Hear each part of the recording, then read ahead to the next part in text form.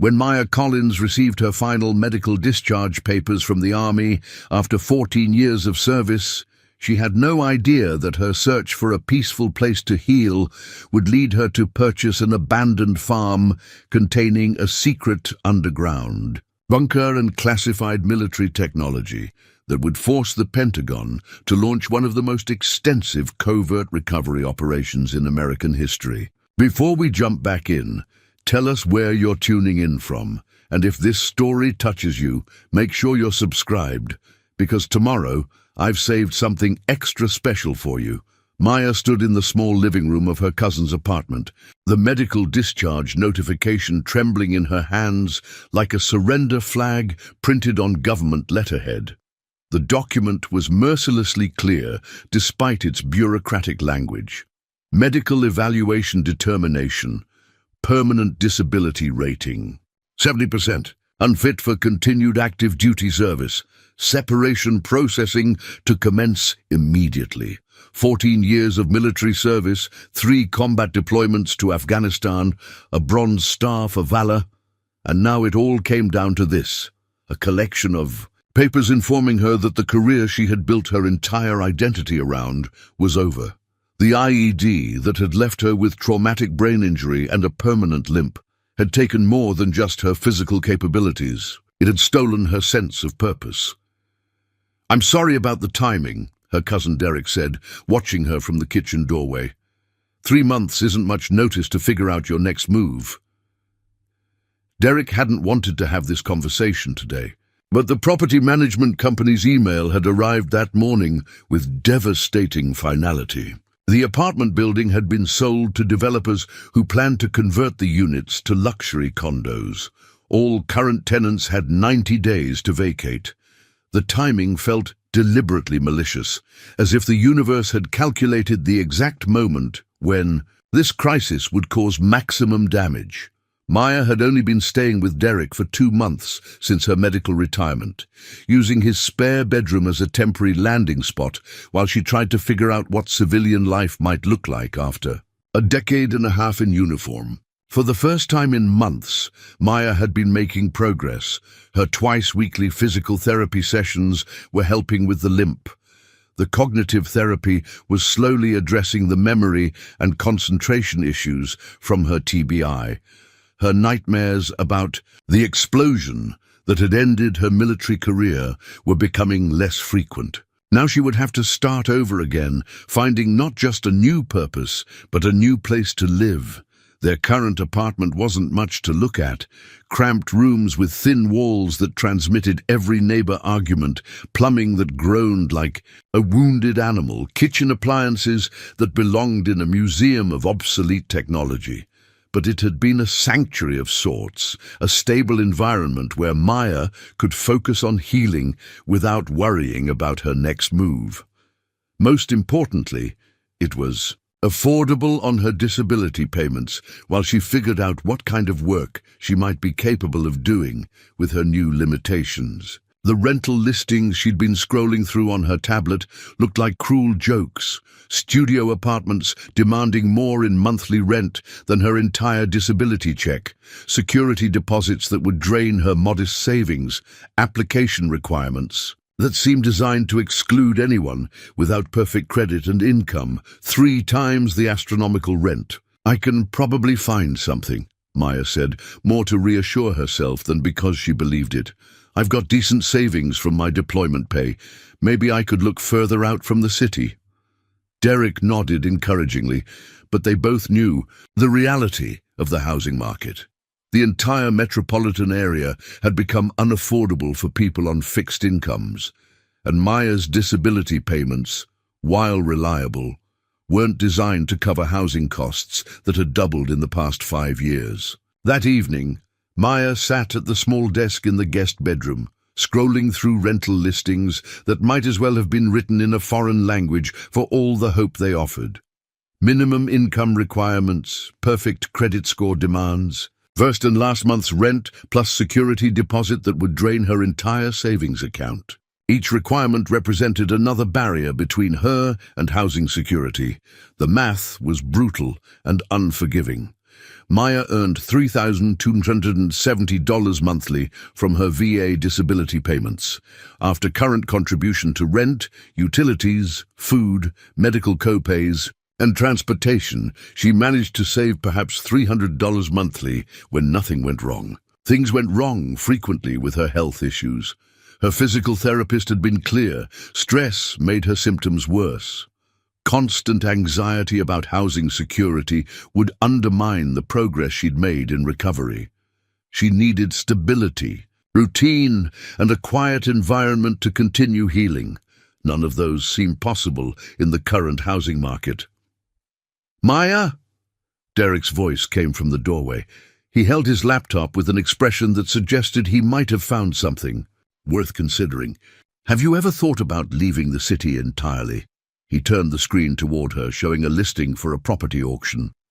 The header read, "Rural properties, minimum bids starting under $10,000. Tax auctions," Derek explained. When property owners don't pay their taxes for years, counties seize and auction the properties. Sometimes you can get places dirt cheap. Maya scrolled through the listings skeptically. Most were clearly problematic: abandoned gas stations with environmental issues, vacant lots in declining rural communities, houses that had been damaged by fire or neglect. But one listing caught her eye.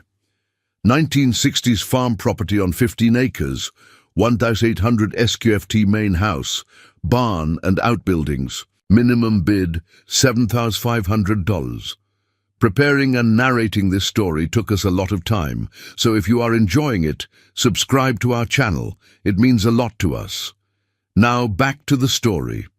The property photos showed a single-story farmhouse that looked weathered but intact, surrounded by open fields and a tree line in the distance. It sat at the end of a long gravel driveway, isolated and peaceful in a way that immediately appealed to Maya's need for quiet and space. "It's in Eastern County," Derek noted, "about 2 hours from here, pretty rural." The isolation that might deter most buyers actually attracted Maya. After years of barracks and forward operating bases, surrounded by people and noise at all hours, the idea of space and silence held tremendous appeal.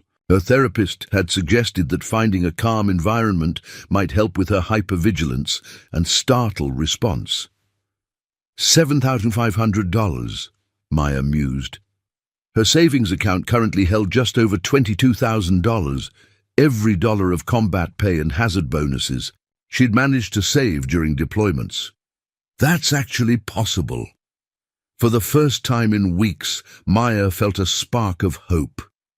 The property was likely a fixer-upper, but her military training had included basic construction and maintenance skills. More importantly, her father had been a contractor, and she'd spent summers working with him before enlisting. She knew her way around tools and home repairs.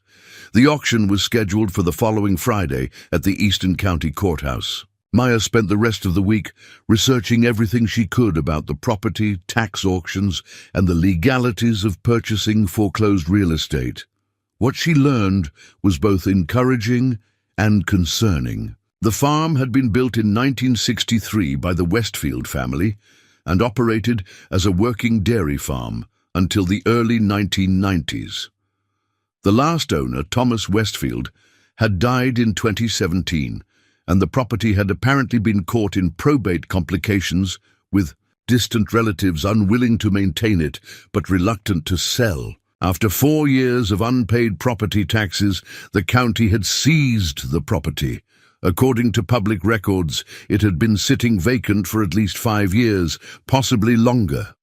The county inspector's report noted typical issues for an abandoned rural property: some water damage from leaking windows, electrical systems that needed updating, well and septic systems that required inspection and possible repair.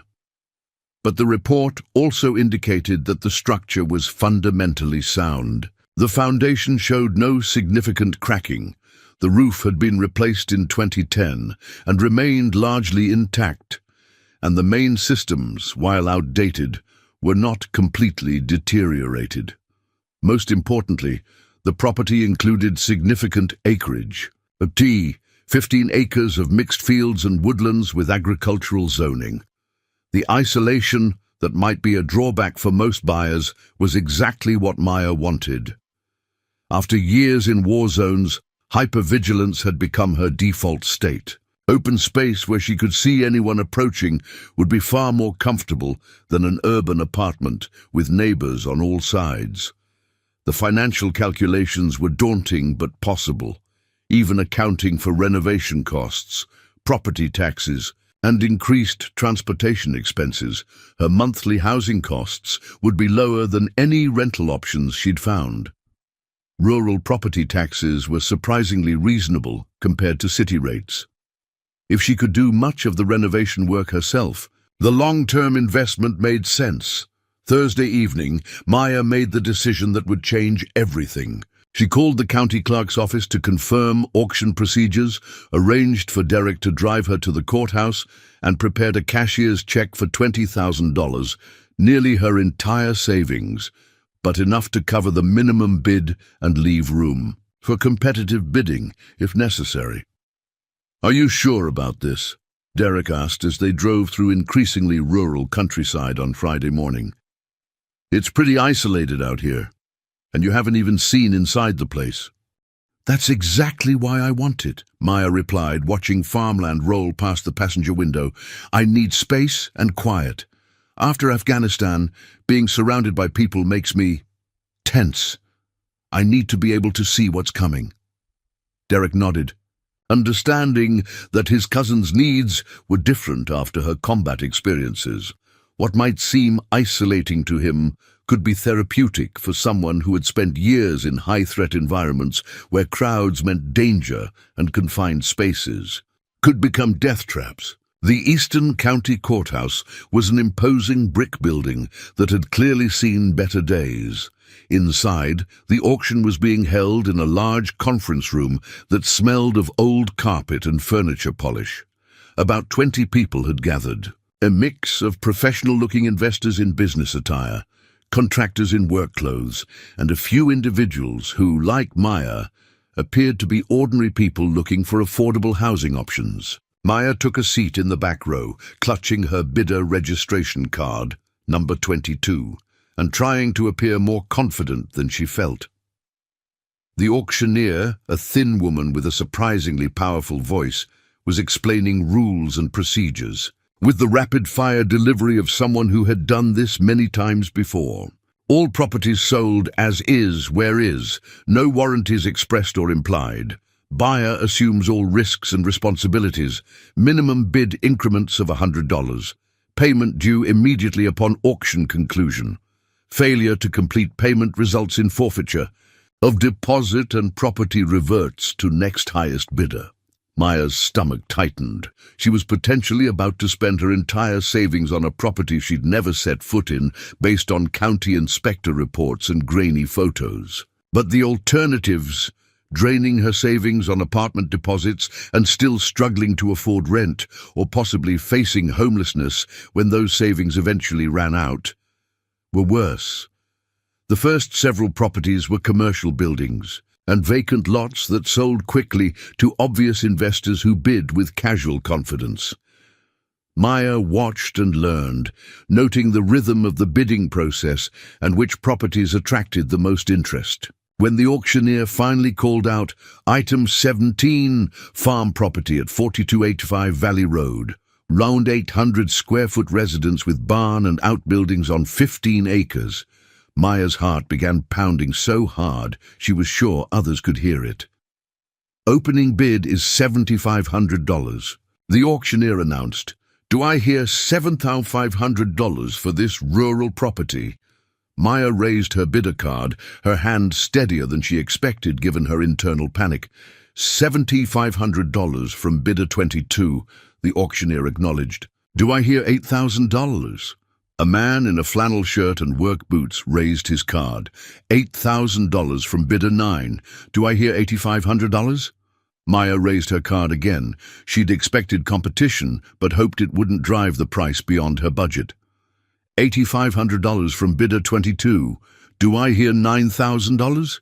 The contractor bid again, and then a woman in business attire joined the bidding at $10,000. Maya felt her anxiety rising. The price was climbing faster than she'd anticipated. She bid $11,000, calculating rapidly how much she could afford to spend and still have enough left for essential repairs. At $15,000, the woman in business attire withdrew after checking something on her phone. The contractor studied some papers, made a quick phone call, then also stopped bidding. $15,000 from bidder 22, the auctioneer called. Going once, going twice. Sold to bidder 22 for $15,000. The sound of the gavel hitting the podium sent a shockwave through Maya's body. She had done it. She had purchased a property. She owned land. After years of living in military housing and temporary apartments, she had a place that was truly hers. The next hour passed in a blur of paperwork, signatures, and payment processing. When the county clerk handed her the deed and keys to 4285 Valley Road, the reality finally hit her. She owned a farm. She owned 15 acres of land. She owned a piece of rural America that would become her sanctuary. The drive from the courthouse to the property took 40 minutes, winding through increasingly remote countryside. Derek followed the GPS directions down progressively smaller roads until they turned onto Valley Road, a narrow two-lane strip of asphalt that curved through dense forest and occasional clearings.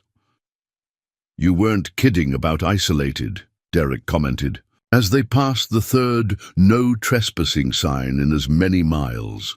The property was exactly as remote as Maya had hoped. When the GPS announced, "You have arrived at your destination," they turned into a long gravel driveway bordered by mature oak trees. The drive hadn't been maintained in years. Weeds pushed through the gravel and branches scraped against the car roof, but it led to exactly what Maya had been seeking. The farmhouse sat in a large clearing, surrounded by open fields with woods visible in the distance. The single-story ranch-style home, with its weathered white siding and green metal roof, looked tired but intact. A large red barn stood about 50 yards from the house, along with several smaller outbuildings scattered across the property. Maya parked in front of the house and sat for a moment, trying to process the magnitude of what she'd just done. This morning, she'd been a disabled veteran facing housing insecurity. Now, she was the owner of a property that would have cost 10 times as much if it had been properly maintained and located closer to the city. The front door key turned with some resistance in the old lock, and Maya stepped into what would become her new home. The interior was musty, but in better condition than she'd feared. The layout was simple: a central living room with a stone fireplace, a dated kitchen with harvest gold appliances that had probably been installed in the 1970s, 3 bedrooms, and a single bathroom with mint green fixtures that seemed frozen in time. The hardwood floors were dusty but appeared solid. The walls needed paint but showed no major damage. Windows were intact, though some had developed seals that allowed condensation between the panes. The electrical panel would need updating, and the plumbing fixtures showed signs of hard water deposits. But overall, the house was far more livable than Maya had dared to hope. "This isn't bad at all," Derek said, opening cabinet doors in the kitchen. "Mostly cosmetic stuff. New paint, updated fixtures, deep cleaning. You could actually live here while you renovate." Maya nodded, walking slowly through each room, already mentally planning the renovations and improvements. The largest bedroom had windows facing east and south, providing morning light and views of the fields behind the house. That would be her room. The morning sun would help with her depression, and the unobstructed sightlines would ease her hypervigilance. The smallest bedroom could become a home office where she might explore remote work options. The middle bedroom would make a perfect guest room for the rare occasions when she felt up to having visitors. "Want to check out the barn?" Derek suggested after they'd explored the house thoroughly. The massive red barn was in surprisingly good condition given its age and the years of neglect. The main doors opened with some effort, revealing a cavernous space with high ceilings supported by massive wooden beams. Farm equipment long since removed had left clear outlines in the dust on the concrete floor. Stalls that had once housed dairy cows stood empty along one wall, and a hayloft stretched across the rear of the structure. "This is amazing," Derek said, his voice echoing in the empty space. "You could do anything with this. Workshop, studio, storage."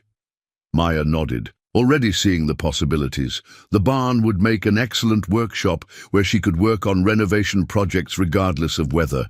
The smaller outbuildings could store tools and supplies. The acres of open field could eventually be cultivated, perhaps not as a commercial farm, but certainly for personal gardens and perhaps a few animals. As they explored the barn more thoroughly, Maya noticed something odd about the concrete floor near the rear wall. A section approximately 8 feet square appeared to be newer than the surrounding area, with a slightly different color and texture. "That's strange," she commented, kneeling to examine the seam where the newer concrete met the original floor. "Looks like this was replaced at some point." Derek joined her, running his hand along the distinct line between the two sections. "Of flooring, probably had to repair it, maybe equipment damage or something." But something about the repair bothered Maya. It was too precise, too deliberate. The newer section formed a perfect square with clean, straight edges, not the irregular pattern you'd expect from a typical repair job. As they continued exploring the outbuildings, Maya couldn't shake the feeling that something about the property wasn't quite what it seemed. The main structures were consistent with a small dairy operation from the 1960s, but certain details felt incongruous. The electrical system in the barn was far more robust than necessary for typical farm equipment. Heavy-duty conduit ran underground between buildings in patterns that made little practical sense for agricultural use. "I should probably head back." "Soon," Derek said as afternoon turned to evening. "Got an early shift tomorrow. Will you be okay here tonight?" "The utilities are on, but this place has been empty for years." Maya considered the question. The rational choice would be to return to the city, gather supplies, and move in properly after basic cleaning and safety checks. But something about the property called to her. After years of transient military housing and temporary quarters, she craved the feeling of being truly home. "I'll be fine," she assured him. "I've got my sleeping bag in the car and the water's running. It's cleaner than half the places I slept in Afghanistan."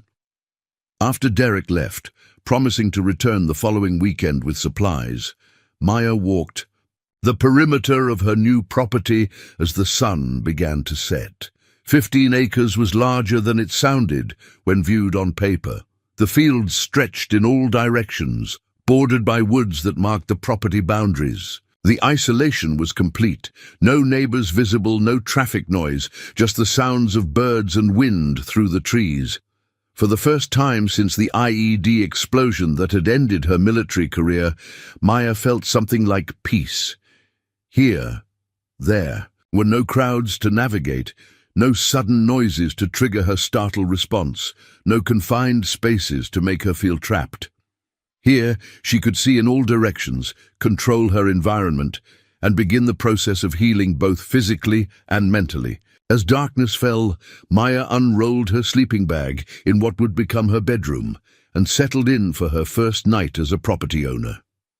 Through the windows, stars appeared in numbers impossible to see from the city.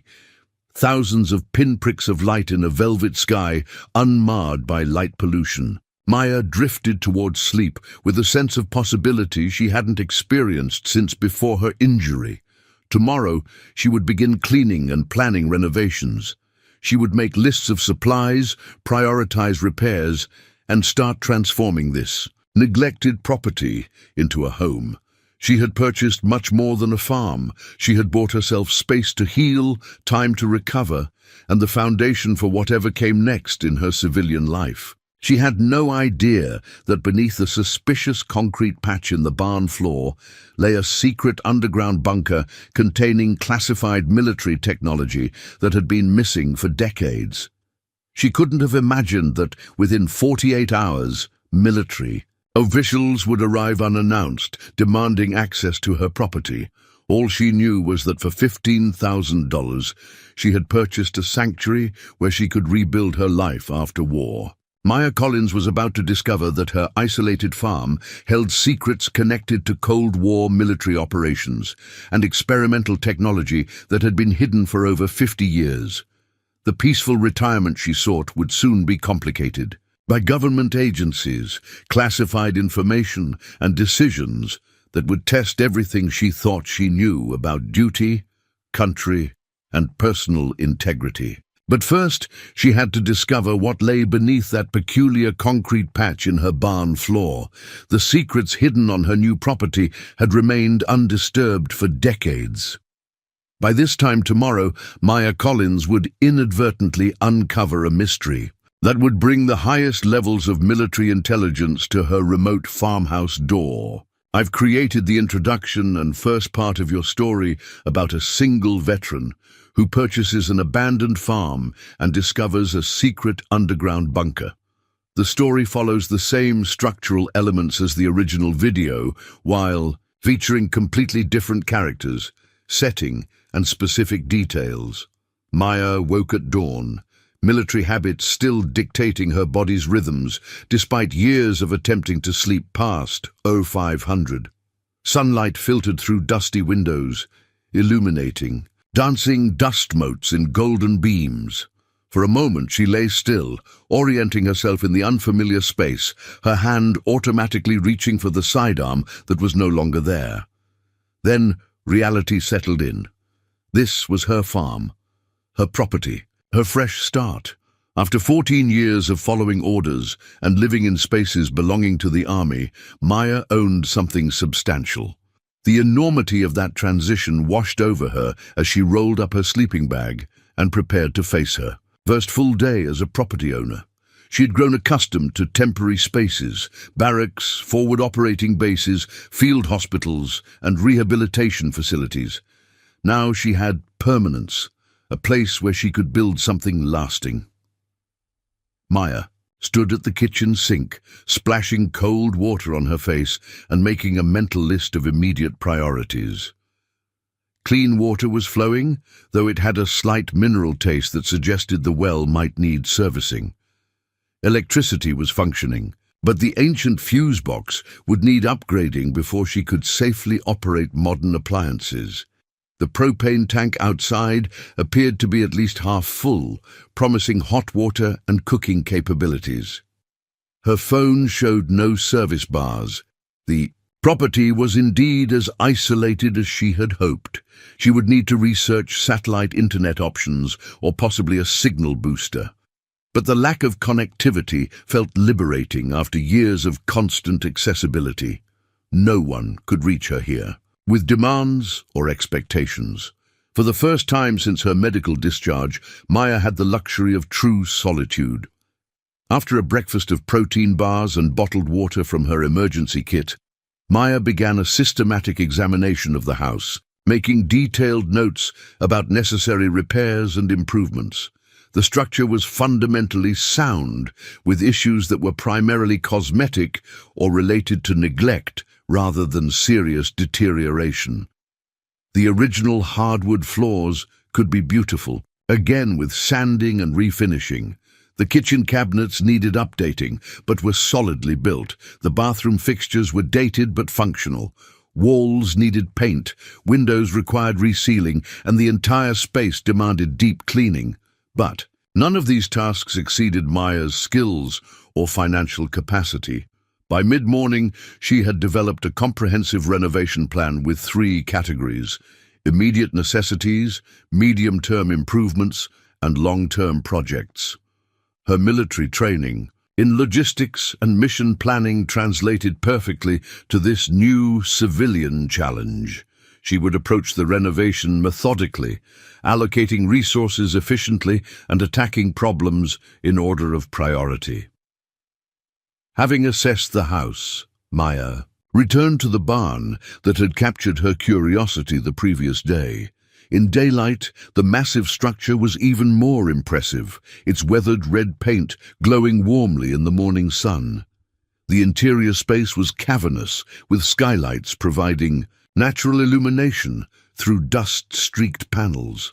The suspicious concrete patch that had caught her attention looked even more out of place in full daylight. The difference in color and texture between it and the surrounding floor was subtle, but unmistakable to Maya's trained eye.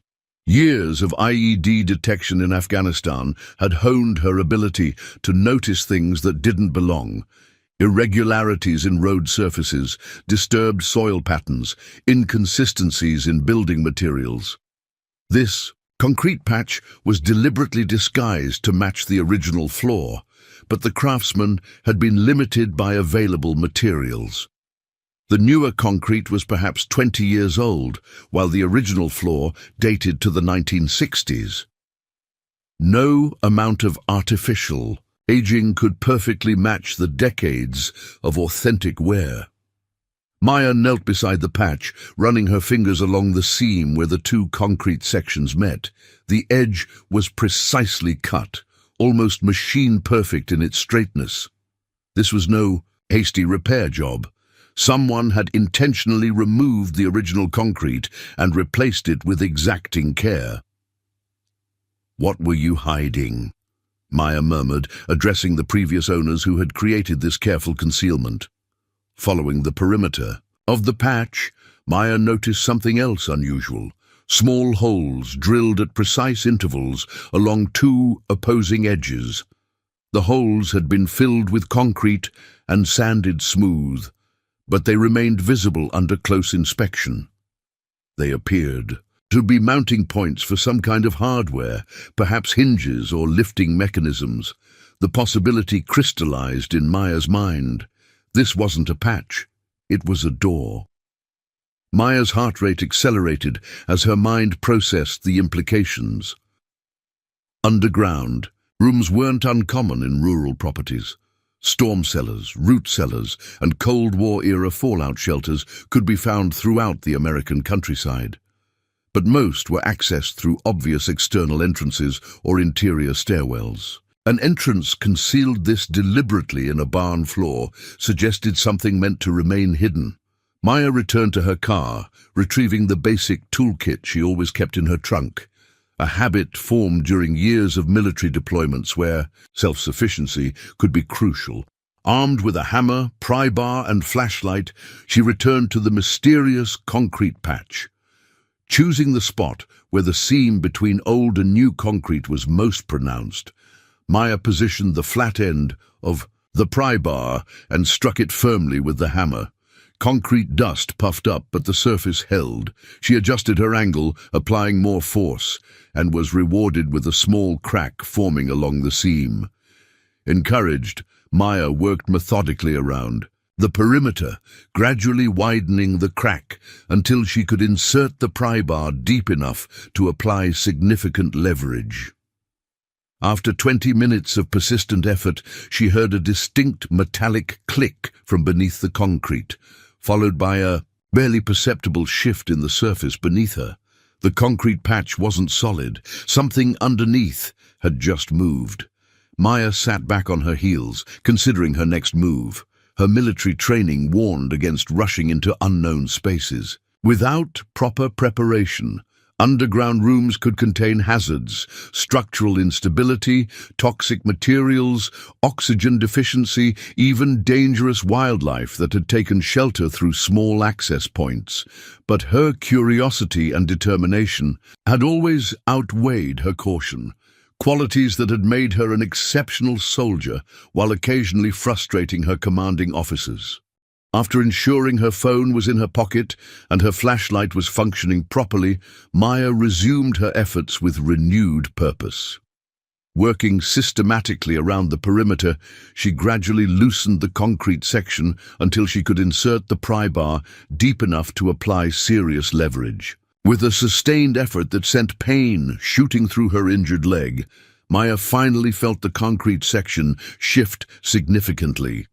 A cloud of dust rose as the concrete moved, revealing that what she had thought was a solid patch was actually a disguised panel approximately 4 inches thick. Beneath it lay a metal trapdoor with a recessed handle, discolored with age, but still intact. "What the hell?" Maya muttered, shining her flashlight on the revealed door. The metal surface bore no identifying markings, but its construction was unmistakably industrial grade, thick steel with reinforced edges and heavy-duty hinges. This was no ordinary storm cellar entrance. The materials and construction methods suggested military or government specifications. Maya felt a flutter of unease. Her years in uniform had taught her to recognize official installations, and this had all the hallmarks of government construction.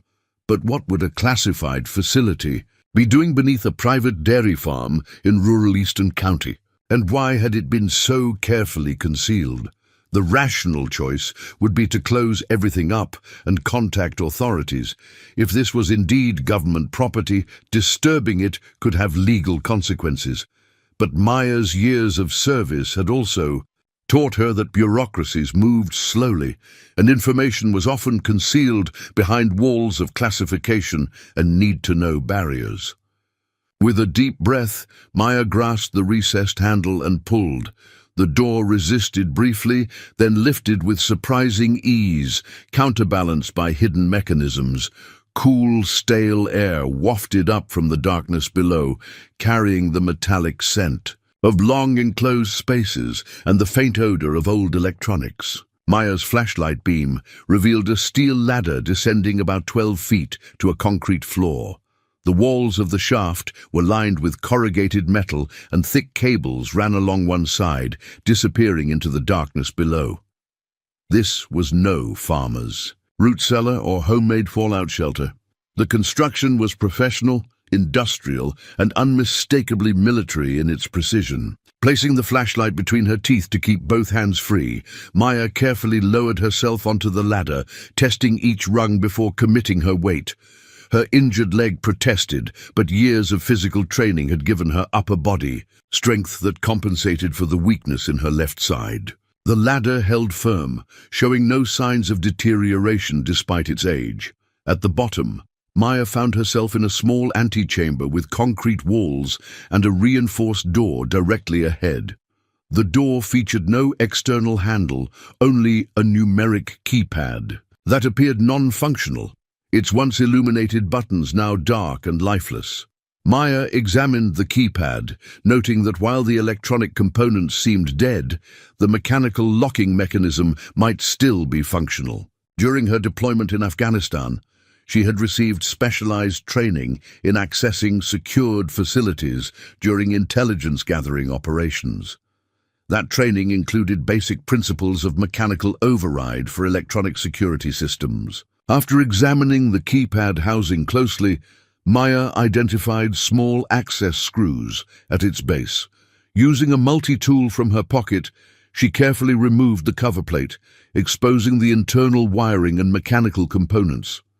As she suspected, while the electronic authentication system was deactivated, the mechanical locking mechanism remained intact. Tracing the wires and mechanical linkages, Maya identified the solenoid that would normally retract the locking bolts when the correct code was entered.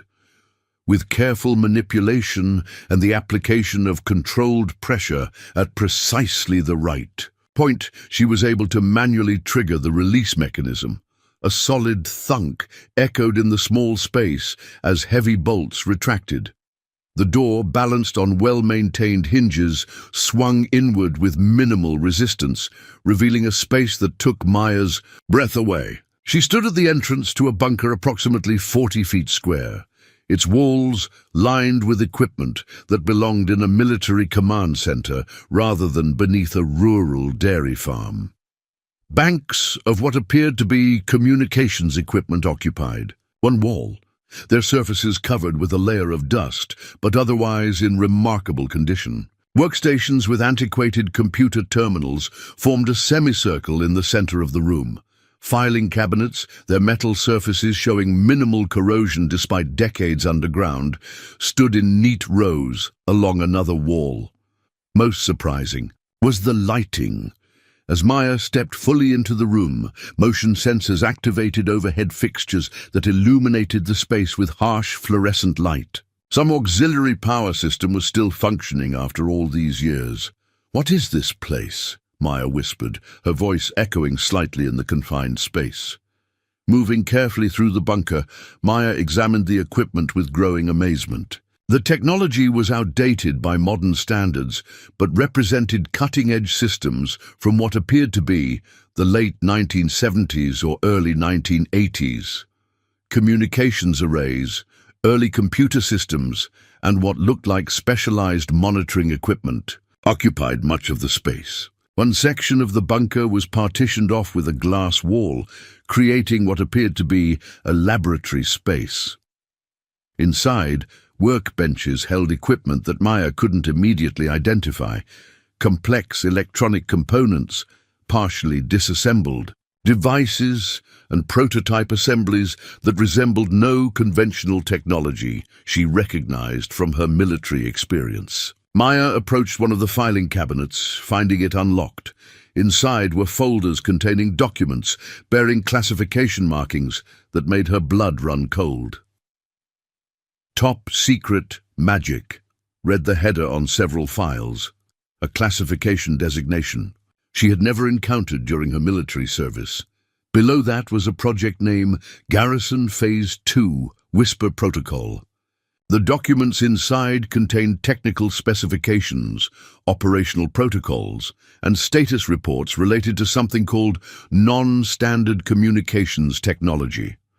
The language was deliberately obscure, couched in specialized terminology, and references to other classified programs, but Maya gathered enough to understand that whatever had been happening in this underground facility involved experimental military communication systems developed outside conventional channels. Maps pinned to one wall showed the surrounding region, with markings indicating what appeared to be a network of similar facilities. If Maya was interpreting the maps correctly, this bunker was one node in a larger system of covert installations, spread throughout the rural countryside.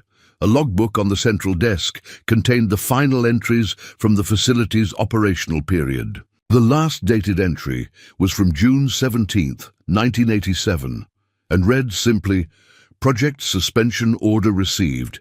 Initiate Dormant Protocol. All personnel to report to Garrison Prime for reassignment. Facility to remain on standby status pending project reactivation." Maya sat in a dusty chair, trying to process what she had discovered. She appeared to be sitting in a classified military research facility that had been abandoned but not decommissioned over 30 years ago. The technology it contained, while outdated, had clearly been highly classified. The fact that it had been left intact suggested either tremendous confidence in its concealment or the intention to eventually return and reactivate the facility. As a veteran, Maya understood the implications of such a discovery. Classified military installations, even abandoned ones, remained government property. The technology and information contained here was almost certainly still considered classified, despite its age. She had a legal obligation to report her discovery to proper authorities, but Maya also felt a personal connection to this hidden bunker. Like her, it was a military asset that had served its purpose and been left behind. The parallels weren't lost on her. A disabled veteran and an abandoned military installation, both discarded when no longer useful to the mission. After spending another hour documenting the bunker's contents with her phone camera, Maya carefully resealed the facility, returning to the surface with mixed emotions. The discovery complicated her plans for the property. Once she reported the bunker government officials would almost certainly demand access, possibly even reclaiming the land through eminent domain if the installation was still considered sensitive.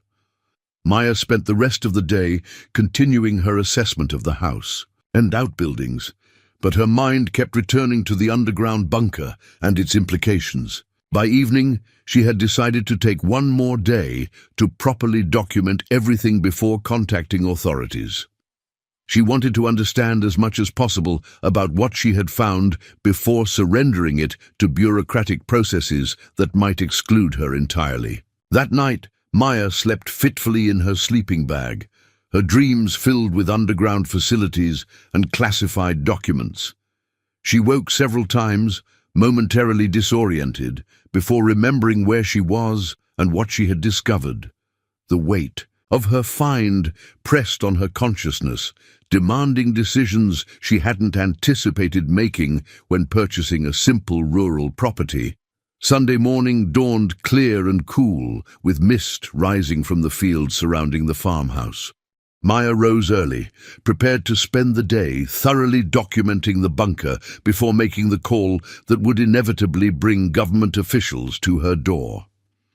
After a quick breakfast, she returned to the barn, removed the concealing concrete panel with considerably less effort than the previous day, and descended into the hidden facility. With daylight streaming through the open trapdoor, the bunker seemed less mysterious, but no less significant. Maya spent several hours methodically, photographing every piece of equipment, every document she could access, and the overall layout of the facility. She paid particular attention to the laboratory section, where the most advanced and unusual technology appeared to be concentrated.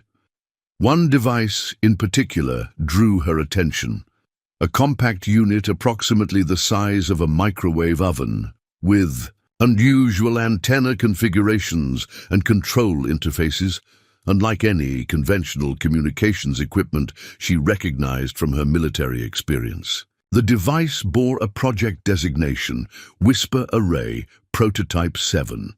Adjacent to this device, a technical manual provided partial information about its purpose. The language was deliberately technical and obscure, but Maya gathered that the system was designed for what the documents called non-standard signal propagation, apparently a form of communication that operated on principles outside conventional electromagnetic transmission. The implications were staggering. If Maya was interpreting the documentation correctly, this facility had been developing communications technology that could potentially operate without the limitations of conventional radio or satellite systems, technology that would be invaluable for military applications even by modern standards. As Maya continued her exploration, she discovered a sealed door at the rear of the bunker that she had overlooked during her initial investigation. This door featured more sophisticated security measures than the entrance, a biometric scanner and a multi-digit keypad that would be considerably more difficult to bypass than the main entry. After careful consideration, Maya decided against attempting to access whatever lay behind this second door. She had already ventured into legally questionable territory by entering the main bunker without authorization. Forcing access to what was clearly an even more secured area would cross a line her military training and personal ethics wouldn't allow.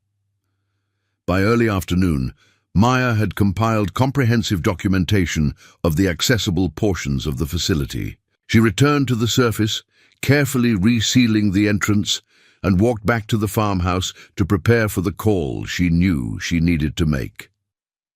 Inside, Maya sat at the kitchen table with her phone, contemplating the proper procedure for reporting her discovery.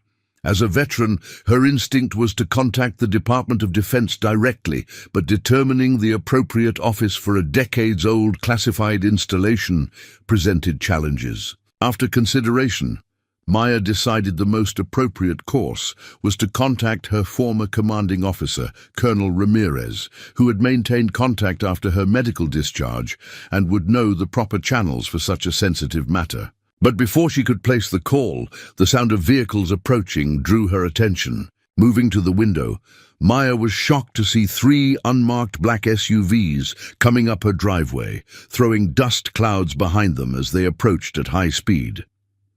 Maya's combat instincts kicked in immediately. Unknown vehicles approaching a remote location at high speed represented a potential threat. She moved away from the window, positioning herself to maintain visibility while minimizing her own exposure. Tactical habits ingrained through years of deployment in hostile territory. The vehicles came to a stop in front of the house, and 6 individuals emerged, 4 men and 2 women, all wearing civilian clothing but moving with the unmistakable bearing of military or law enforcement personnel. Their coordinated movements and tactical awareness were instantly recognizable to Maya's trained eye. One man, tall with close-cropped grey hair and the rigid posture of career military, approached the front door while the others established a perimeter around the property. Maya recognized the formation, standard security protocol for sensitive operations. A firm knock echoed through the house, followed by a voice that confirmed Maya's suspicions about her visitor's identity. "Ms. Collins, this is Colonel William Harrison, United States Army. We need to speak with you regarding a matter of national security." Maya opened the door, instinctively standing at a modified position of attention despite being in civilian clothes. The man before her carried himself with the unmistakable authority of senior command, and Maya's years in uniform had conditioned her to respond accordingly. "Staff Sergeant Maya Collins, retired," she identified herself formally. "How can I help you, sir?" Colonel Harrison's expression registered momentary surprise, then understanding. "You're military. That explains a few things. May we come in? What we need to discuss is classified." Maya stepped aside, allowing the colonel and a woman she introduced as Dr. Eleanor Chen to enter, while the others maintained their positions outside. In her living room, Maya faced her unexpected visitors with the calm assessment of a combat, a veteran who had faced far more threatening situations. "I assume this is about what I found in the barn," Maya stated directly. Harrison and Chen exchanged glances. "So you've accessed the facility," Harrison confirmed. "When and how extensively?" "Yesterday and today," Maya answered honestly. "I discovered the concealed entrance while inspecting the property. I was about to report it when you arrived." "What exactly did you see down there?" Dr. Chen asked, her tone professionally neutral, but her expression intensely focused. "Communications equipment, computer systems, laboratory space, and documentation. For something called Project Garrison and the Whisper Protocol," Maya reported with military precision. "Classification markings I've never encountered before. Technology that appears experimental even by today's standards." Harrison nodded, seemingly unsurprised by her assessment. "Ms. Collins, what you've discovered is a research facility that remains classified despite its age. Its existence and everything it contains falls under national security protocols that carry serious legal implications." "I understand classification requirements, Colonel," Maya responded. 14 years of service, including intelligence support operations in Afghanistan. I was planning to report the discovery through appropriate channels." Harrison's demeanor softened slightly at this information. "Your military background is fortunate in this situation. It means you understand the sensitivity of what you've found.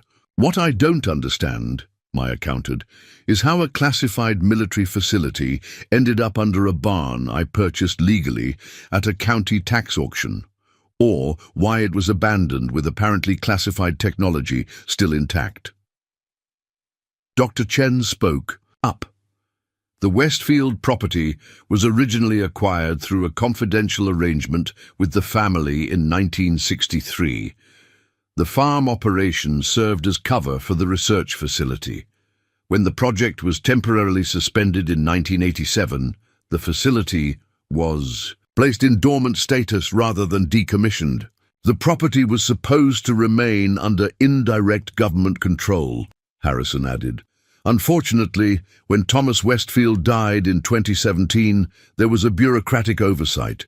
The property control mechanism failed, allowing it to enter the tax foreclosure process without alerting the proper authorities.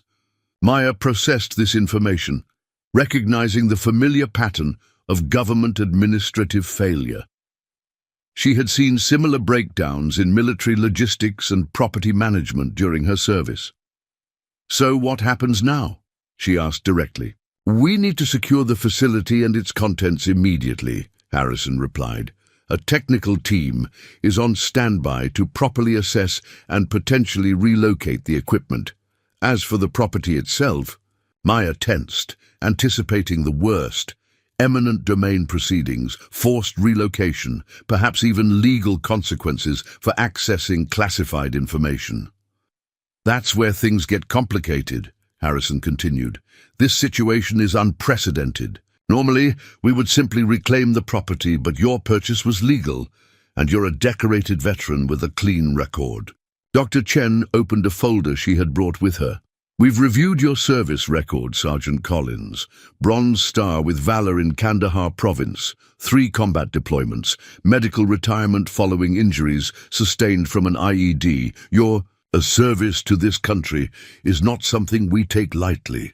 Maya maintained her composure, but internally she felt the bitter irony of the situation. Her military service was being acknowledged by the very institution that now threatened to take away the home she had just acquired.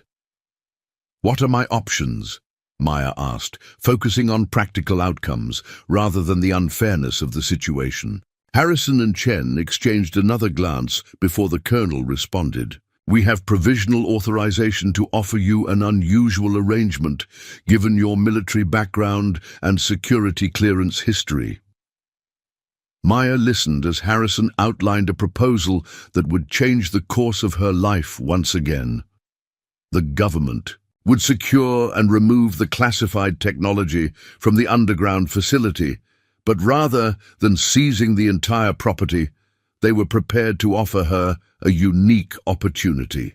"We need someone we can trust to maintain ownership of this property while allowing us limited access to the secured facility," Harrison explained. "Someone who understands classification requirements and operational security. Someone like you." The proposal was unprecedented. Maya would retain ownership of the house and land, receiving substantial compensation for the inconvenience and for allowing periodic access to the secured underground facility, which would remain government property. In exchange, she would sign non-disclosure agreements and serve as an on-site property custodian, alerting authorities to any unusual activity or security concerns. "Why not just take the property through eminent domain?" Maya asked, suspicious of an offer that seemed too accommodating. "Frankly, because it would create a paper trail we'd prefer to avoid," Harrison admitted. "The project this facility was part of remains highly classified. Formal property seizure would generate public records and potential legal challenges that could draw unwanted attention."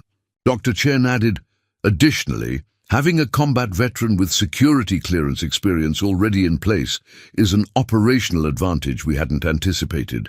Your presence here solves several security problems simultaneously." Maya considered the proposal carefully. The arrangement would allow her to keep the property she had purchased while receiving compensation that would fund the renovations she had planned.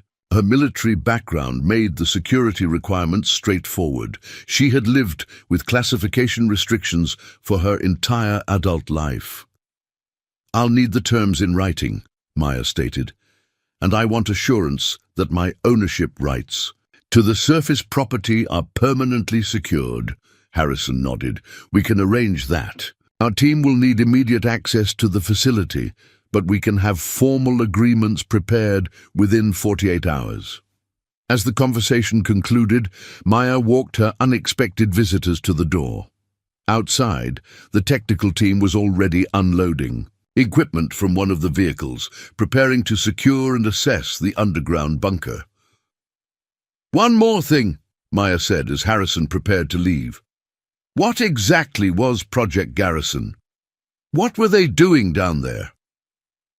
Harrison paused, considering his response carefully. "I can tell you that it involved communications technology decades ahead of its time. Technology that in some ways we're still trying to fully understand." As the government team began their work in the barn, Maya returned to the farmhouse, processing the extraordinary turn of events. What had begun as a desperate search for affordable housing had led her to purchase property containing classified military technology so significant that government officials had arrived within 48 hours of her discovery. Standing at the kitchen window, watching the team working at the barn, Maya reflected on the strange parallels between her military career and her new civilian life. Once again, she found herself in service to her country, though in a capacity she could never have anticipated. The farm would still become her sanctuary and healing space, but now with an unexpected dimension. The secrets beneath her barn had transformed her from a disabled veteran seeking quiet retirement into the custodian of classified history that remained relevant to national security decades after its creation. Maya Collins had purchased much more than an abandoned farm. She had inadvertently acquired a role in ongoing operations that would connect her previous military service with her civilian future in ways she could never have imagined. The underground bunker had changed everything, but perhaps in ways that would ultimately provide the purpose and structure she had been missing since her medical discharge. As evening approached, Maya sat on the front porch of her farmhouse, watching the government team secure the barn area with inconspicuous but effective measures. Tomorrow would bring legal documents, security briefings, and the beginning of her unexpected new role. But for now, she simply observed the sunset over her property, 15 acres of land that contained both her future and echoes of America's classified past. 6 months had passed since Maya Collins discovered the classified underground bunker beneath her barn, and life had transformed in ways she could never have anticipated. The government team had spent 3 weeks extracting the most sensitive technology from the facility, carefully documenting and removing equipment that, despite being decades old, apparently still held significant intelligence value. They had sealed the secondary door that Maya had chosen not to breach, explaining only that the area behind it contained specialized research components that required controlled decommissioning. True to Colonel Harrison's word, Maya had received formal documentation securing her ownership of the property while granting the government limited access rights to the underground facility. The financial compensation package had exceeded her expectations, $175,000 for the inconvenience and cooperation, plus a monthly stipend of $2,500 for her role as site custodian. This unexpected windfall had transformed her renovation plans. From basic necessity to comprehensive restoration, the farmhouse now bore little resemblance to the neglected structure she had purchased at auction. New windows captured the morning light, illuminating freshly painted walls in serene blues and warm neutrals. The dated kitchen had been completely modernized with sustainable materials that honored the property's agricultural heritage while providing modern functionality. The bathroom had been expanded and updated with accessibility features that accommodated Maya's injury without sacrificing aesthetics. Most significantly, Maya had converted the largest bedroom into a combination sleeping area and physical therapy space with equipment recommended by her VA therapist. The regular exercises had improved her mobility dramatically over the past months. Her persistent limp was now barely noticeable on good days, and the episodes of debilitating pain had decreased in both frequency and severity. But the physical transformation of the property paled in comparison to Maya's personal evolution. The isolated farmhouse that she had originally sought as a retreat from the world had instead become a bridge back to meaningful engagement. Her role as site custodian had reconnected her to the structured purposefulness she had missed since leaving military service. The monthly security checks, documentation requirements, and occasional meetings with government officials provided a framework of responsibility that satisfied her need for order without the intensity of active duty. Progress report. Maya murmured to herself as she walked the perimeter of her property on a crisp October morning, clipboard in hand. This weekly ritual, a self-imposed security check that exceeded the government's requirements, had become a cornerstone of her recovery routine. The methodical inspection of fences, outbuildings, and surveillance measures provided both physical exercise and the satisfaction of completing a mission.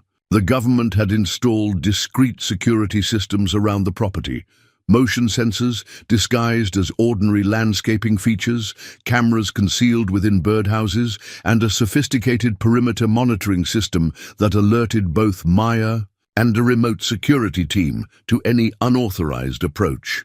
To casual observers, the farm appeared to be a standard rural property with typical security measures for remote locations. Only someone with specialized training would recognize the military-grade protection subtly integrated into the pastoral setting. Maya paused at the edge of the eastern field, where she had begun preparing soil for spring planting.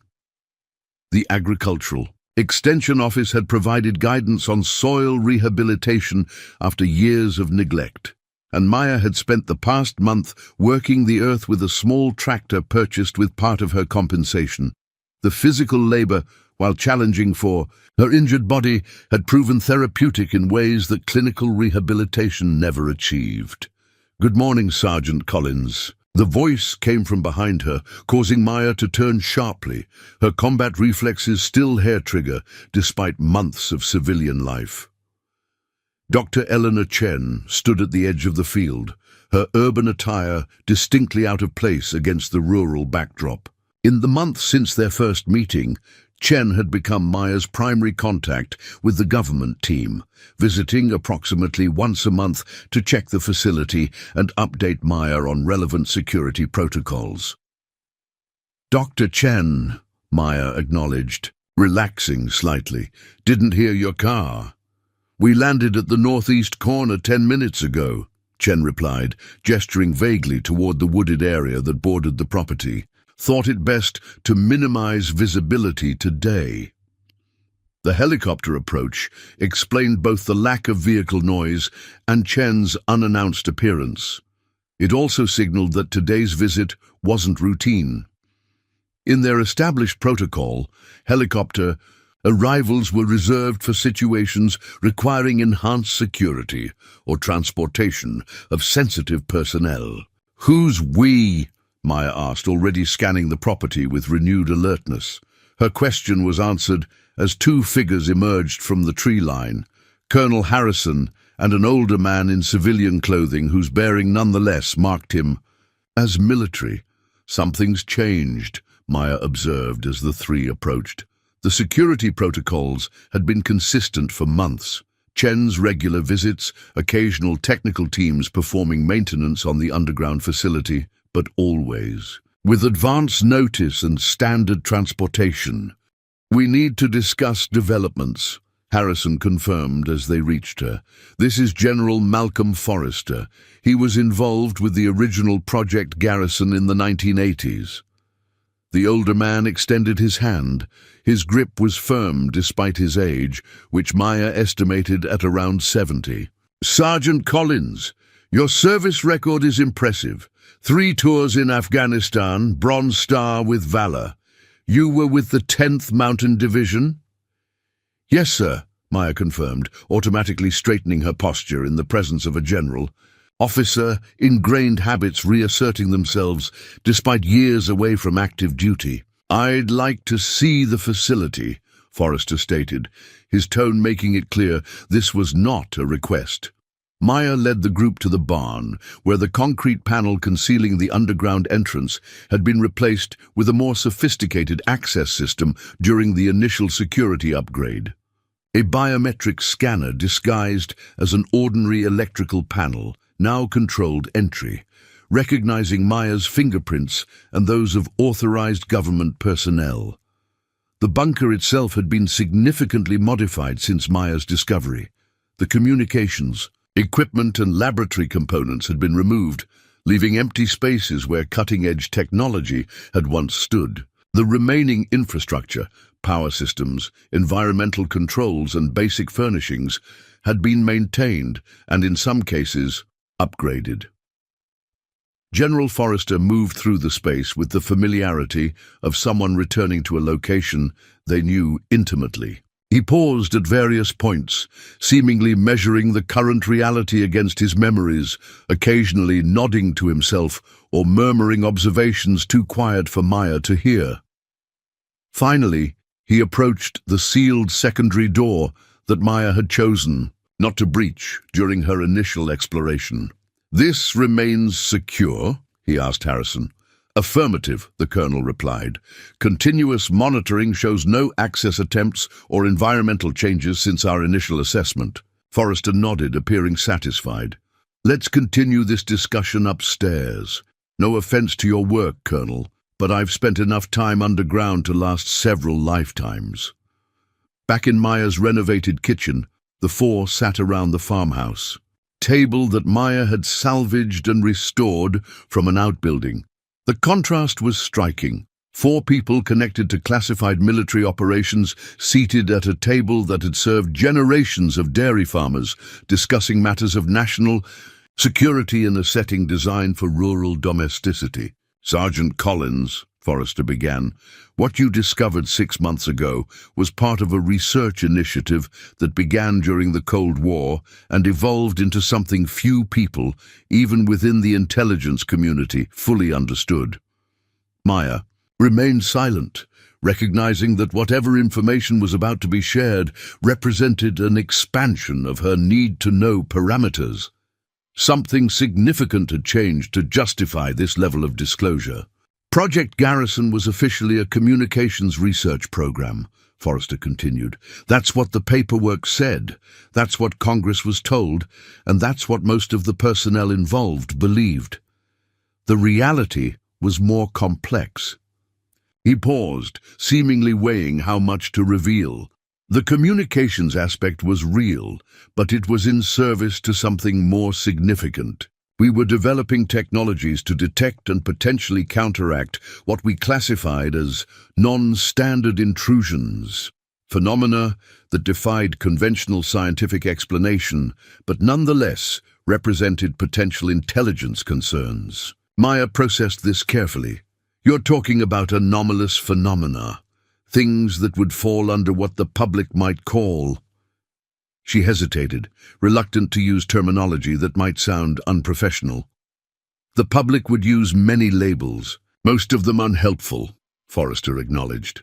"Within the program, we simply called them variance events, occurrences that varied from established physical parameters in ways that couldn't be explained by conventional science. And this facility was monitoring these variance events," Maya asked, maintaining professional terminology. Chen spoke up. "This was one of 17 monitoring stations established in a pattern designed to create a detection grid across the continental United States. The technology in the Whisper Array was designed to detect subtle fluctuations that might indicate a variance event in progress. The reason we're briefing you now," Harrison added, "is that we've detected increased activity consistent with historical variance patterns. After 30 years of relative quiet, something has changed." Forrester fixed Maya with an evaluative gaze. The original network was deactivated in 1987 due to shifting priorities and budget constraints, not because the phenomena had stopped. We've maintained limited monitoring capabilities, but recent events suggest we need to reactivate portions of the original network, including this facility. Maya understood the implications immediately. You want to recommission the bunker, install new monitoring equipment. More than that, Forrester replied. We need to reactivate what's behind that second door, equipment that was too sensitive to remove and too valuable to decommission completely. What exactly is behind that door? Maya asked directly. The three exchanged glances before Chen responded. A prototype sensing array based on principles that mainstream science still hasn't fully embraced. It was designed specifically for this location because of certain geographical and geological features that enhance its functionality. The technology was decades ahead of its time, Forrester added. In some ways, it still is. The theoretical physicist who designed it died in 1992, and we've never fully replicated his work at other locations. Maya considered this information carefully. Her role as site custodian had been straightforward until now. Maintain security, report unusual activities, allow periodic access for maintenance. What they were suggesting represented a significant expansion of that role. What would reactivation involve? She asked practically. A technical team would need extended access to restore and upgrade the equipment, Harrison explained. Periodic operational visits would increase in frequency. Power consumption for the facility would rise substantially, requiring infrastructure, improvements. And your role would evolve as well, Chen added. Your military background, particularly your experience with signal intelligence support operations, makes you uniquely qualified to serve as more than just a custodian. With appropriate training, you could function as an on-site operator for the monitoring systems. The proposal hung in the air, its implications expanding in Maya's mind. They weren't just asking for continued access to her property, they were offering her a return to meaningful service, not as a soldier, but as something equally vital to national security. Why me? Maya asked, though she suspected she already knew the answer. You could station your own personnel here, operate the facility without my involvement. We could, Forrester acknowledged, but that would create precisely the pattern of activity we're trying to avoid. Regular personnel rotations, obvious security measures, increased traffic, all would draw exactly the kind of attention that the original program designed this facility to avoid. A disabled veteran renovating a rural property attracts no attention, Harrison added. Your presence here provides perfect cover for the operation while giving us someone with the right background and security clearance already in position. Maya walked to the window, looking out over the fields she had begun to rehabilitate. 6 months ago, she had purchased this property seeking isolation and healing. Now she was being offered a purpose that would reconnect her to the sense of mission she had lost with her medical discharge. I need to know exactly what I'm getting into, she said finally. No compartmentalized information, no need to know, limitations. If this is happening on my property with my participation, I want complete transparency. Forrester studied her for a long moment before nodding. Within the constraints of operational security, you'll be fully briefed. Some aspects of the program remain classified above even my current access, but what I know, you'll know. Then show me what's behind that door, Maya decided.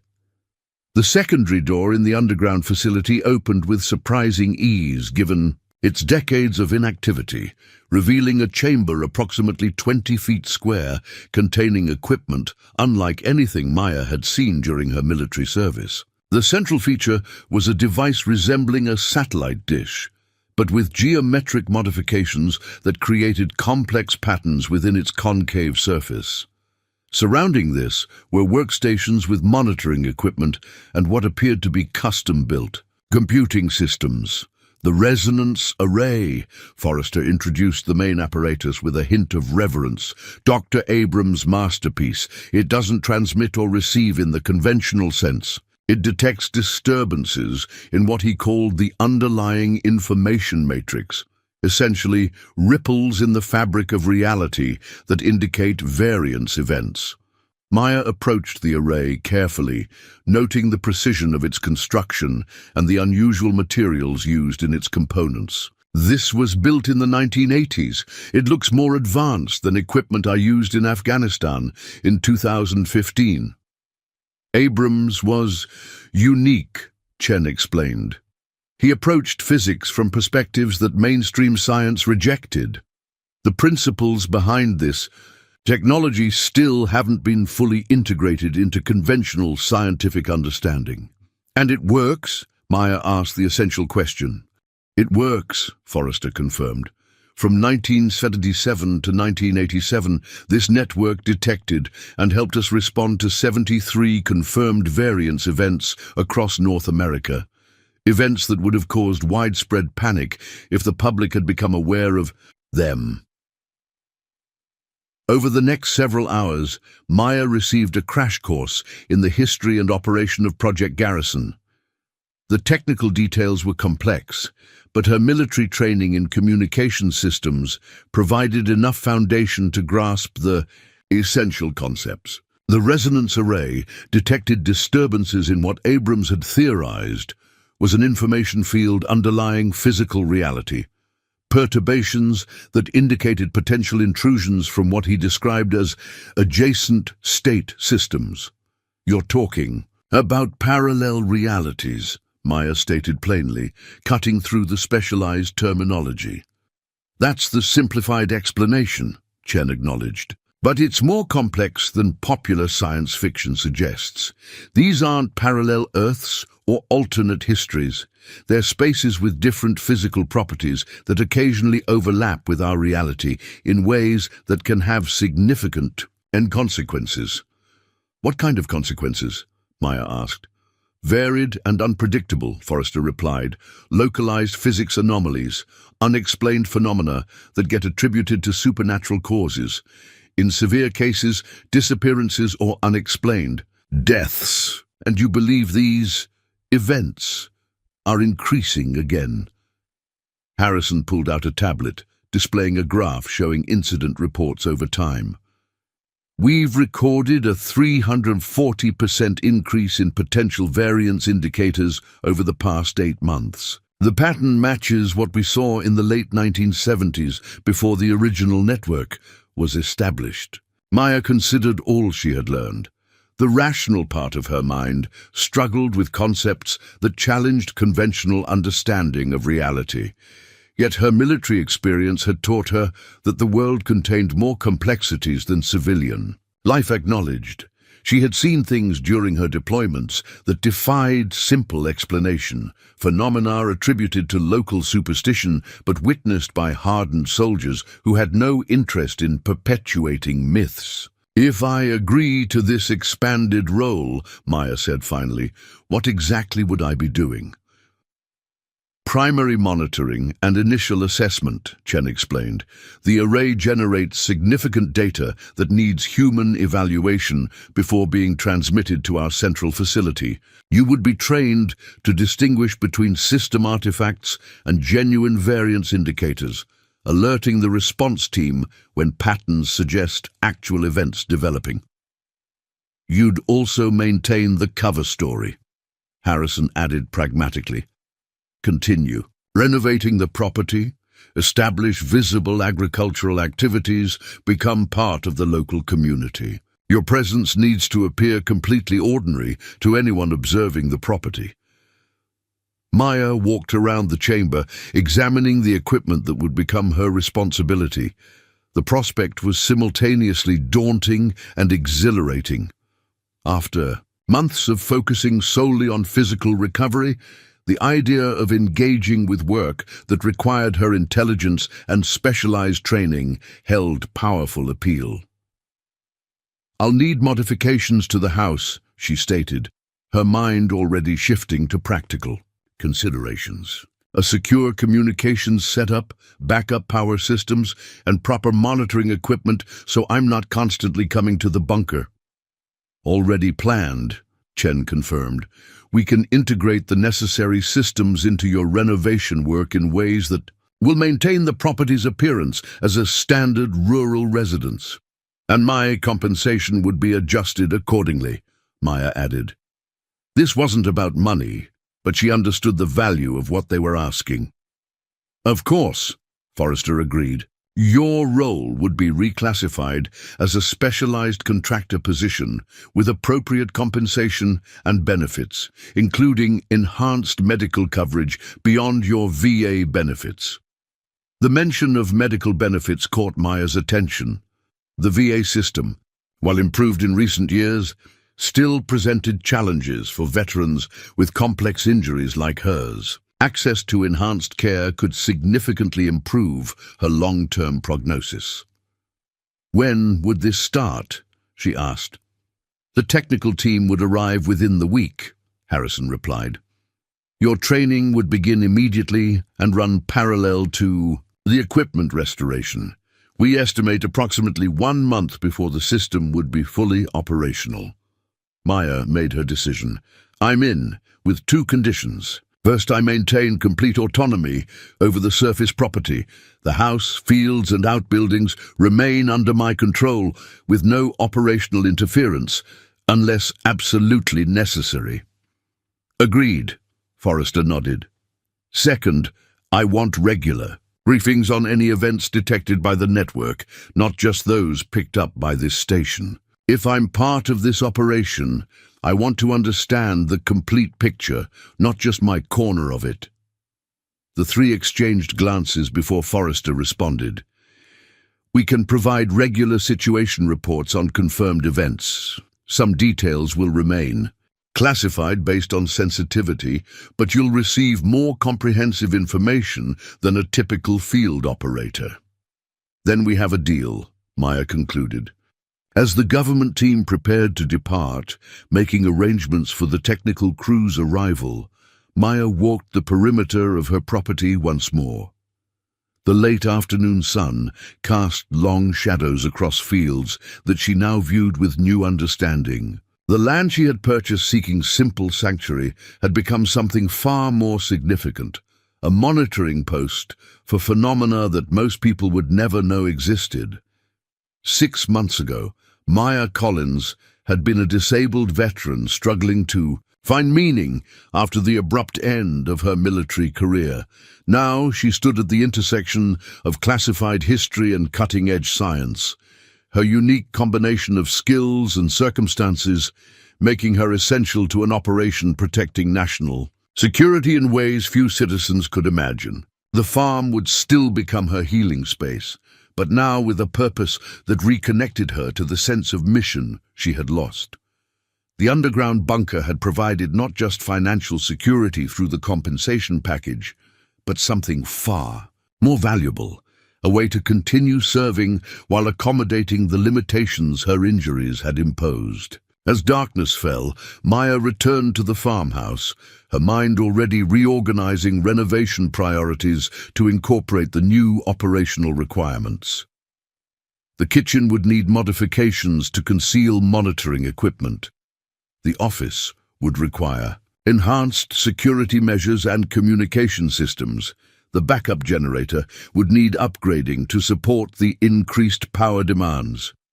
Sitting at her kitchen table with notebook and pencil, Maya began planning this new chapter of her life. The detailed lists and logistical calculations felt comfortingly familiar, echoing the mission planning she had excelled at during her military service. Her training in operations management and communication systems, skills that had seemed useless in civilian life, had suddenly become vital qualifications for a role few people could fill. "Purpose," Maya whispered to herself, recognizing the feeling that had been missing since her medical discharge. Not just busy work or distraction, but meaningful contribution that utilized her specific capabilities. The army had trained her to operate in environments most people never encountered, to recognize patterns others might miss, to maintain calm functionality in situations that defied conventional understanding. Those skills, rather than being relegated to her past, would now form the foundation of her civilian future. As Maya Collins prepared for bed in her gradually transforming farmhouse, she felt something she hadn't experienced since before the IED explosion that had ended her military career. Anticipation for what tomorrow would bring. The hidden bunker beneath her barn had connected her past service with her future purpose in ways she could never have imagined when bidding on an abandoned farm at a county tax auction. The property that was supposed to be her retreat from the world had instead become her reconnection to a mission larger than herself. Maya had purchased the farm seeking healing through isolation. Instead, she had found recovery through renewed purpose, monitoring the boundaries between realities from a rural farmhouse that concealed one of the government's most classified operations. As she drifted towards sleep, Maya's final thought was of the journey that had brought her here, from combat deployments to medical retirement to accidental discovery of a secret that most civilians would never know existed. The path had been neither straight nor easy, but it had led to this unexpected integration of her military training and civilian life, creating a future that honored both her service and her need for healing. Tomorrow would bring the first steps toward reactivating equipment that monitored the fabric of reality itself. Maya Collins, retired staff sergeant and current guardian of classified technology, was ready for whatever variance events might come. Both from the adjacent realities the array was designed to detect and from the unexpected turns her own life had taken since purchasing an abandoned farm containing secrets she'd never imagined. 5 years had passed since Maya Collins purchased an abandoned farm at a tax auction and discovered the classified underground bunker that changed the trajectory of her life. Standing at the large picture window that had been installed during the comprehensive renovation of the farmhouse, she surveyed her property with quiet pride. What had once been neglected fields overrun with weeds was now 15 acres of meticulously maintained land that served both as productive agricultural space and carefully disguised security perimeter. The transformation extended far beyond the visible landscape. Maya herself had undergone a metamorphosis that few outside her classified world could fully comprehend. The limping, traumatized veteran who had purchased this property seeking isolation had become something entirely different. Still a veteran, still carrying the physical and psychological marks of her service, but now operating with renewed purpose and an identity that bridged her military past with an unexpected future. Resonance check complete. All systems nominal. Maya spoke into the seemingly ordinary Bluetooth earpiece that connected her to the monitoring systems running beneath her barn. Daily calibration shows green across all parameters. The voice that responded belonged to Dr. Chen, now the director of what had evolved into the Boundary Sciences Division, the declassified name for the expanded program that had grown from the reactivated Project Garrison. Excellent. The northeastern quadrant is showing increased activity. We're sending the full analytics package to your secure terminal.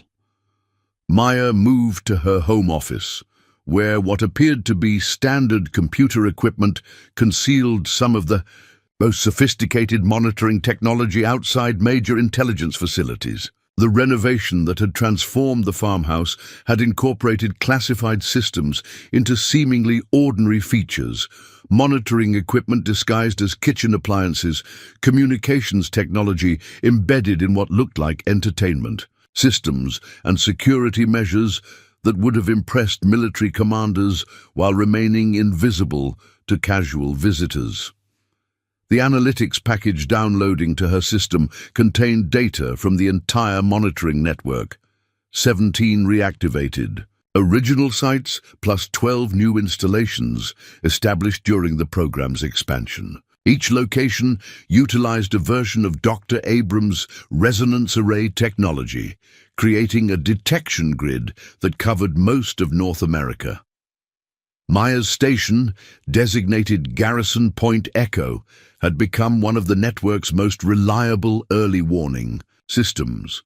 Over the past 5 years, the monitoring network had detected and helped respond to 37 confirmed variance events, intrusions from what the scientific team now classified as adjacent probability spaces. Most had been minor, causing localized anomalies that were easily contained and explained away as conventional phenomena. 6 had required direct intervention by specialized response teams. 2 had been severe enough to warrant Maya's personal involvement beyond her monitoring role. The northeastern activity pattern developing on her screen showed characteristics of a potential Class 3 event, significant enough to warrant enhanced monitoring, but not yet indicating immediate threat. Maya initiated the advanced tracking protocols she had helped develop, based on her unique combination of military intelligence experience and insights gained from operating the resonance array. A gentle chime from her phone interrupted her analysis, a reminder of the other life she had built parallel to her classified responsibilities. In 30 minutes, she was expected at the Veterans Support Center in town, where she led a weekly group for combat veterans transitioning to civilian life. The center represented another unexpected dimension of Maya's transformation, from isolated survivor to community leader. 2 years after discovering the underground bunker, Maya had established the Eastern County Veteran Support Initiative, using a portion of her government compensation to create resources for rural veterans who lacked access to services available in urban areas. What had begun as a small support group meeting in the local library had evolved into a comprehensive program offering everything from job placement assistance to specialized PTSD therapy options. Maya's dual life required careful compartmentalization. To her neighbors and the local community, she was simply a disabled veteran who had renovated an old farm and established a modest agricultural operation while devoting substantial time to supporting fellow veterans. Only a select few within the classified world knew that her farm concealed one of the most important monitoring stations in a network detecting phenomena that would shatter conventional understanding of reality. After securing her monitoring systems and ensuring that automated alerts would reach her if the situation changed, Maya changed into casual clothes appropriate for her public role. Her government vehicle, a modified pickup truck that contained both farming equipment and classified communications technology, had been designed to blend perfectly into the rural landscape while providing capabilities that would impress special operations teams. The drive into town provided a valuable transition period between her classified work and public persona. Maya had learned to use these 20 minutes to mentally shift from monitoring interdimensional anomalies to addressing the very human challenges faced by veterans in her community. Both roles served the same core purpose: protecting people from threats they might never know existed, but required different aspects of her training and personality. The Veterans Support Center occupied a renovated storefront on Main Street, its warm interior designed to feel welcoming rather than institutional. When Maya had first proposed the center, she had insisted on an environment that contrasted sharply with the clinical settings many veterans associated with VA facilities. Comfortable furniture, natural lighting, and spaces that accommodated both privacy and community had created a haven that served over 200 veterans from 3 counties. "There she is," called James Rodriguez, a former Marine who had lost his right leg in Syria and now served as the center's full-time program coordinator. The mysterious farmer arrives from her secret headquarters. Maya smiled at the ironic accuracy of his joke. "Nothing mysterious," About fixing irrigation systems all morning. How's the turnout looking for today? Full house. Your transition employment workshop has 12 confirmed, including 3 new faces. Plus, Congressman Williams is stopping by to discuss that rural veterans healthcare initiative you've been lobbying for. Maya nodded, mentally adjusting her schedule. The congressman's interest represented a significant opportunity to expand medical services for rural veterans, a cause that held personal meaning beyond her public advocacy role. While her classified position provided access to advanced medical care for her own injuries, most veterans in Eastern County relied on overtaxed VA facilities located hours away. The transition workshop represented Maya's most direct application of her unique experience, drawing on both her military training and her unexpected journey into classified civilian service. She had developed a program that helped veterans identify transferable skills and find meaningful employment beyond the obvious security and law enforcement paths many defaulted to after service. Your military experience gave you capabilities most civilians can't imagine, Maya told the group of veterans seated in the center's main meeting room. Their expressions ranged from skeptical to desperate, men and women who had served with distinction but now struggled to find purpose in civilian jobs that seemed trivial compared to their service responsibilities. The challenge isn't finding work, it's finding meaning, she continued. The civilian world needs your ability to function under pressure, to adapt to changing conditions, to complete missions despite limited resources. But they don't always recognize those capabilities when they're described in military terms. A former Army sergeant named Daniels raised his hand. With respect, Ms. Collins, most employers see infantry squad leader and think it has nothing to do with their shipping company or manufacturing plant. Exactly, Maya acknowledged, which is why we need to translate. A squad leader is actually an operations manager who coordinated multiple team members with diverse skills to achieve specific objectives under challenging conditions with strict deadlines. That's exactly what civilian operations managers do, just without the incoming fire. Maya moved around the room, making eye contact with each participant. The key is identifying your core capabilities, not just your specific military tasks. You weren't just clearing buildings or running patrols. You were solving complex problems, managing risk, allocating resources, and leading teams through high-stress situations.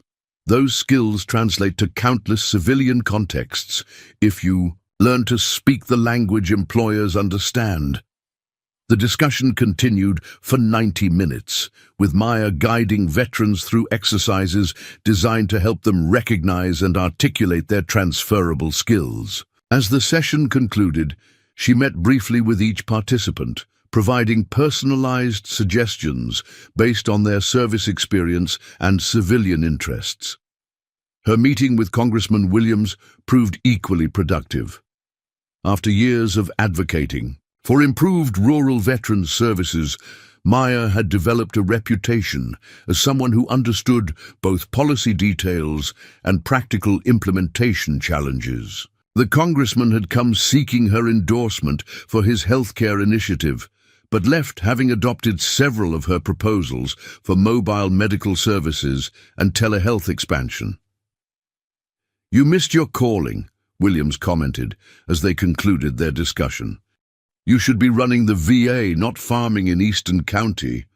Maya smiled politely at what had become a familiar suggestion.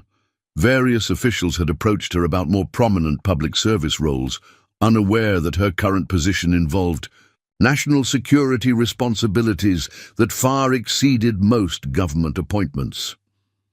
"I'm exactly where I need to be," she replied honestly. "Some people make the biggest difference from behind a desk in Washington. Others do it from the places everyone else overlooks." After completing her public duties at the center, Maya returned to her farm as afternoon transitioned to evening. The alert indicator on her truck's specialized communication system showed no escalation in the northeastern anomaly pattern, allowing her to focus on her nightly perimeter check before returning to the monitoring duties that would occupy her evening hours. Walking the boundaries of her property had become both security protocol and personal ritual, a time to physically connect with the land while ensuring that the sophisticated monitoring equipment concealed throughout the perimeter remained functional. The farm's transformation mirrored her own evolution.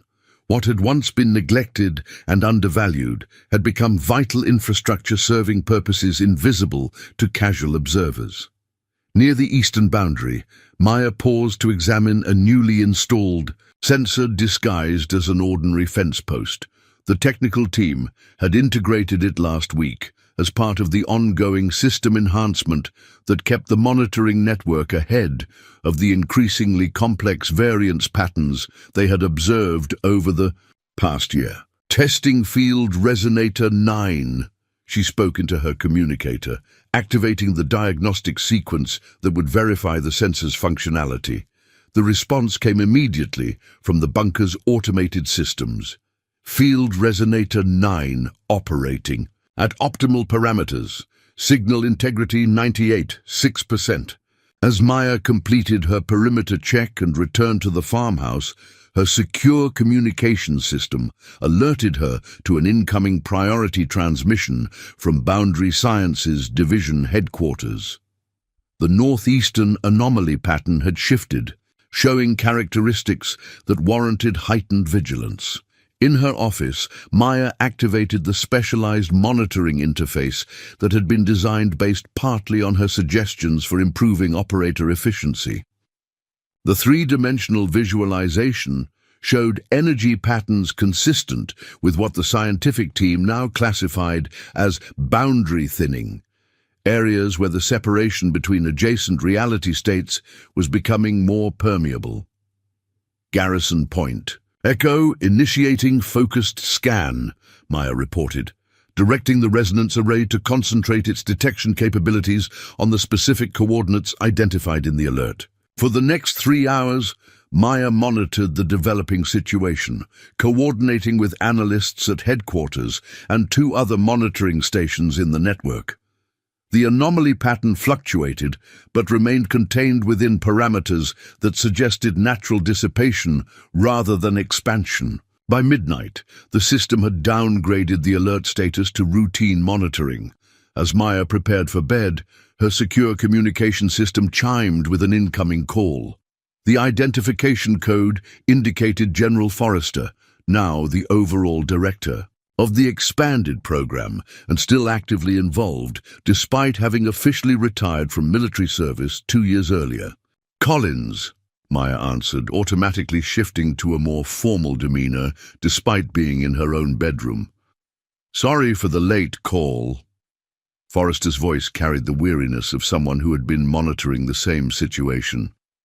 The northeastern pattern has stabilized, but we've identified something interesting in the data your station collected. There's a signature we haven't seen before, a harmonic resonance that suggests this wasn't a random boundary fluctuation. Maya sat at the edge of her bed, immediately alert. Intentional manipulation? Possibly. The analytics team is still processing, but preliminary assessment suggests directed energy consistent with technological intervention rather than natural phenomena. The implications were significant. While natural variance events had been documented for decades, the possibility of deliberately manipulated boundary conditions represented a new and potentially concerning development. We're convening a full assessment team tomorrow at 0900, Forrester continued. I want you to participate remotely. Your experience with the resonance array's detection patterns gives you insights our analysts sometimes miss. I'll be ready, Maya confirmed. Should I initiate enhanced monitoring protocols overnight? Already authorized. The updated parameters have been transmitted to your system. Your station will function as the primary early warning node for the northeastern quadrant, until further notice. After concluding the call, Maya returned to her monitoring systems to review the enhanced protocols and ensure proper implementation. The possibility of technologically manipulated boundary conditions introduced variables that their standard monitoring approach might miss. If someone was deliberately attempting to influence the barriers between reality states, the potential consequences ranged from localized anomalies to catastrophic disruptions. As she worked, Maya reflected on how thoroughly her life had transformed from what she had envisioned when purchasing this property 5 years ago. She had sought isolation and simplicity, a quiet place to heal from her combat injuries and process the abrupt end of her military career. Instead, she had found herself at the center of operations monitoring phenomena that most scientific institutions didn't acknowledge existed. Yet the farm had indeed become her sanctuary, just not in the way she had imagined. The meaningful work, the connection to both classified operations and the veteran community, the opportunity to continue serving while healing from her injuries, all had contributed to a recovery more complete than she had thought possible. Maya completed the enhanced monitoring setup and finally prepared for sleep, knowing that automated systems would alert her to any significant developments. Tomorrow would bring new challenges, analyzing potentially deliberate boundary manipulations, participating in high-level strategic assessments, then transitioning to her public role, leading a fundraising event for the Veterans Support Center's expansion project. 5 years ago, Maya Collins had been a disabled veteran facing housing, insecurity and uncertain future prospects. Now she monitored the boundaries between realities while building support systems for fellow veterans, dual responsibilities that utilized different aspects of her capabilities but served the same core purpose of protection and service. The following morning brought confirmation of Forrester's concerns. The analytical team had identified energy patterns consistent with technological manipulation of boundary conditions. Someone was apparently attempting to thin the barriers between adjacent reality states using advanced technology that paralleled some aspects of the resonance array's theoretical foundations. The signature contains elements we've only seen in Dr. Abrams' experimental prototypes, Dr. Chen explained during the video conference that included key personnel from throughout the monitoring network. Whoever is generating these patterns has access to theoretical principles that were classified above top secret. Are we looking at information leakage from the original program? Asked Colonel Harrison, who now served as security director for the Boundary Sciences Division. Unlikely, Forrester responded. Most of Abrams's theoretical work was never digitized. After his death in 1992, his personal research materials were secured in facilities with no network connectivity. This suggests either independent development of similar principles or someone who worked directly with Abrams, Maya completed the thought, someone who understood the principles well enough to reproduce them without access to the original documentation. Precisely, Forrester confirmed. We're reviewing personnel records from the original program, focusing on researchers with theoretical physics backgrounds who worked directly with Abrams between 1975 and 1987. The discussion continued for nearly 2 hours, developing monitoring strategies and response protocols for what represented an entirely new category of potential threat. Maya's suggestions for modifying the resonance array's detection parameters to better identify artificial manipulation patterns were adopted for immediate implementation across the network. As the meeting concluded, Forrester asked Maya to remain on the secure channel for a private conversation. When the others had disconnected, his expression shifted from professional focus to something more personal. How are you doing, Collins? Really doing, not the official report version. The question caught Maya by surprise. Their professional relationship had always been cordial, but primarily focused on operational matters. This represented a rare acknowledgement of the human factors underlying their classified work. "I'm good," Maya replied after a moment's consideration. "Better than I expected to be 5 years after medical retirement. The work helps, both this and the Veterans Center." Forrester nodded. "Your dual role is unique within the program. Most of our site operators maintain cover identities, but don't engage in community service at the level you've established. The Veterans Center has become something of a model we're considering replicating near other monitoring stations." "It serves both purposes well," Maya acknowledged. "Provides legitimate cover for my presence here while actually helping people who need it. The skills translate surprisingly well between both roles." "That's actually related to what I wanted to discuss," Forrester continued. "The recent developments suggest we may need to expand certain aspects of the program. Your experience successfully balancing classified operations with public service makes you uniquely qualified to help establish similar arrangements at other locations." Maya understood the implication. "You're offering me a promotion, a significant expansion of your responsibilities," Forrester confirmed.